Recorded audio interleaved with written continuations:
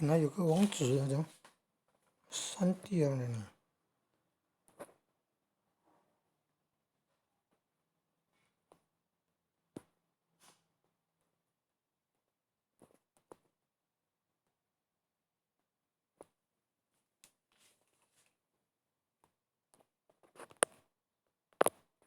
按朗读。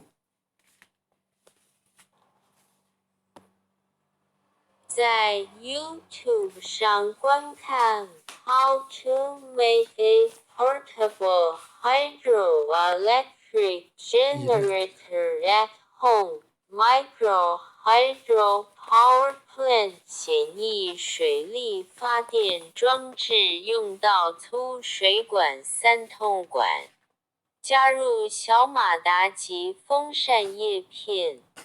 轴心延长是利用旧笔，可能是原子笔的笔管。风扇叶片是碱塑胶片改制而来，用金属条连接风扇叶片与笔管。粗水管经水端加长，放在水里急储。水往下流转动风扇叶片，使马达轴心转动而发电。马达正负极连接电容器，再接上4伏特的 LED 灯泡，可使灯泡发亮。影片中还出现电风扇。有那么大的电力啊！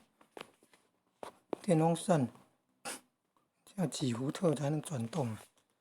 那么厉害！本来有网址啊。